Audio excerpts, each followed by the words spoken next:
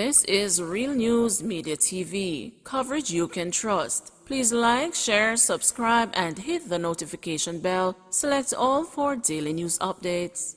Man hospitalized following gun attack at Plaza in Manchester. The Manchester police are probing the circumstances surrounding a gun attack on a man in Mandeville yesterday afternoon. The injured man is in hospital. The police's constabulary communication unit confirmed that about 2 p.m., the man was standing along Juicy Plaza in the town when he was attacked and shot. He was taken to hospital where he is being treated. Businesses along the plaza were forced to close as the police investigate the shooting. Dismembered body found on train track in Houghton. The dismembered body of a man was found on a train track in Cotton Piece, Houghton, St. Catherine yesterday morning. The deceased has been identified as 50-year-old Mason Bernard Brown of Pleasant Farm in Houghton. The discovery was made about 5:15 a.m. and the police were called to the scene. The body had limbs missing. Residents who spoke with the news team claimed that the deceased had a history of heavy alcohol drinking and that he would fall asleep in sections of the community. The police say an autopsy will be conducted as part of the investigation. A family tormented by death begs for support. Devastation, disbelief, and the dreariness tormented a Jamaican family that woke up on Friday, June 24, to news that the bodies of 3 members were found inside a house in Queens, New York. Even more heartbreaking for them is that one of the relatives had only been in the United States for 10 days visiting family on summer break from university.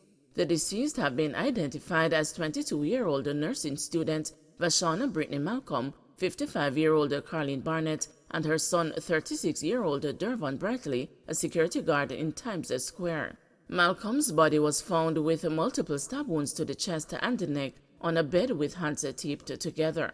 Her mouth was also taped. The other bodies had stab wounds and signs of blunt force trauma to the head. Contrary to some U.S. media reports that the barbaric murders were carried out by someone who was targeting Malcolm, her cousin, Juliet said she was merely caught in something she knew nothing about. She was not the target. She's not from there. She lives in Jamaica. She just go up there to visit. She go to UTEC. She just go up there to visit her cousins and come back to Jamaica. They are all cousins. Carlene is our cousin and the guy that died, Bradley, is our first son. Brittany was at the wrong place at the wrong time. She left from Jamaica on Sunday, June 12. She not even did a 2 weeks good. Juliet, who lives in Jamaica, told the news in an interview on Wednesday. One of Malcolm's past lecturers at UTEC told the news that upon hearing the news, she was shocked as the name immediately stood out. I thought her. The name was very familiar, and when I checked my register, there she was. It was her. She was so full of promise and potential, she said. U.S. media reports suggest that the bodies were in the house for at least 3 days before they were found the Friday by Barnett's other son. He went to the house to check on them after not hearing from them for 2 days. When he got there, he found Malcolm on the 2nd floor and then called the police, not knowing his mother and the brother were also dead inside. When the police arrived, they found Barnett and Bradley in the basement. He was questioned by the police and later released after they determined that he had nothing to do with the killings. Alarmed neighbors also reported that they had smelt a foul stench in the community but were uncertain of the source. Another cousin living in Jamaica said Barnett's son is deeply affected by the deadly discovery. It lick him cheap. Me I wonder how kind of position him go see Brittany in.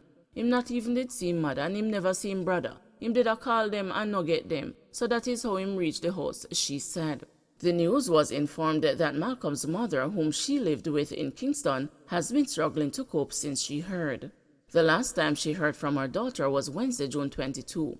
According to the family, Barnett was at work and phoned Malcolm, who was alone at the house, to inform her that somebody would be stopping by to pick up some clothes. The family said Malcolm was told to let the person inside the house. The New York Police Department has since named Barnett's boyfriend, 29-year-old Travis Blake, as a suspect, and on Wednesday they released the photos of Blake on a flyer asking anyone with information to call Crime Stoppers at 800-577-TIPS.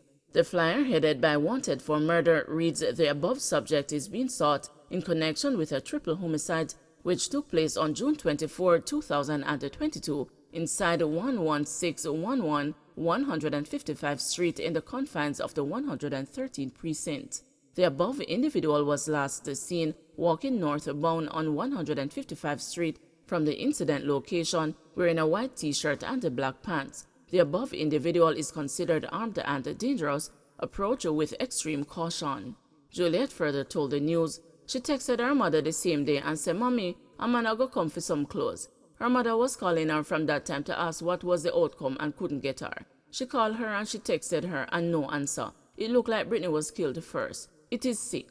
She was a hard-working girl. This was supposed to be her last year at UTech and she was going to be a registered nurse. She was jovial and was always laughing.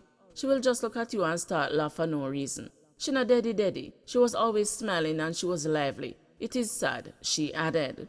Lorna, another cousin, said the family is torn, having lost 3 other family members in the last 3 months. My family and I are asking everyone to pray for us. We are just crying and asking God for strength. This lick everybody. Carlene's father buried just the other day in March. It hot. Somebody tell me, Lorna, you strong, but me not strong. Me just a try to be strong and me a beg God to give me strength, she said.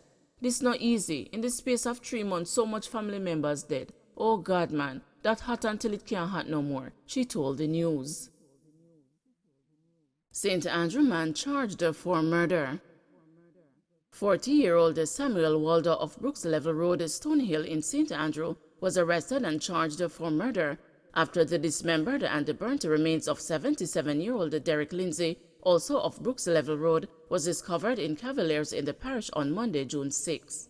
Reports are that Lindsay was last seen alive at his home on Saturday, June 4, and a missing persons report was subsequently filed for him. On June 6, a team from the Stonehill police station, acting on information, carried out a search of an area known as Safa Gully in Cavaliers, St. Andrew, where the human remains were found. Waldo was subsequently arrested in Halfway Tree, St. Andrew, on Tuesday, June 27, after DNA evidence was found in a room where he resides. He was subsequently charged following a question and answer session. Freak storm hits classrooms and fencing at Aberdeen High in St. Elizabeth. Classrooms, a tuck shop, and a perimeter fencing at the Aberdeen High School in northern St. Elizabeth were extensively damaged during an apparent freak storm on Saturday. Chairman of the school's board, Anthony Foster, told the news that the storm hit the school shortly after midday. The school was hit badly. Several damages to classrooms, offices, a tuck shop which was literally destroyed, he said. The entire roof of the tuck shop went. After the roof went, a coconut tree fell on the tuck shop. Zinc traveled up to 1,000 meters, he added. He said the damaged classrooms, located on a block with the principal's office, were constructed about 4 years ago. He said utility lines are also down at the school following the freak storm. The driveway is blocked by several downed trees. The fencing on the northern and eastern sides have been damaged by downed trees, he said. Foster is grateful that the academic year came to an end on Friday. It is bad. Luckily, school would have ended yesterday, so we are sad but kind of in a way happy that we are not going to have classes on Monday because maybe we wouldn't even be in a position to have classes, he explained. He said the older buildings at the school are intact. One of the things I saw while I was touring today is that a door of one of the classrooms, the freak storm broke into 2 pieces. A black tank would have moved from its position maybe to about 600 meters and only saved by the fencing, he said. He added that the school's acting principal will be submitting a report to the Ministry of Education. We are hoping that we will have a speedy fix, he said. Electricians urged to register with a regulator. Practicing electricians who remain unregistered are being urged to get certified under the government electrical regulator in order to have their work approved. Acting Chief Electrical Regulator Seymour Walters said that only certified electrical installations can be connected to the national grid. It is our intention to get as many, if not all, electricians registered and listed on the GER portal.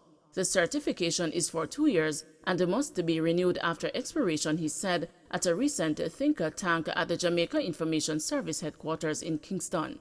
The GER portal now connects the public to more than 600 registered electricians as well as more than 100 inspectors, and the agency is looking to increase the number of registered personnel on the platform. In keeping with this objective, the GER is administering examinations quarterly for unregistered electricians.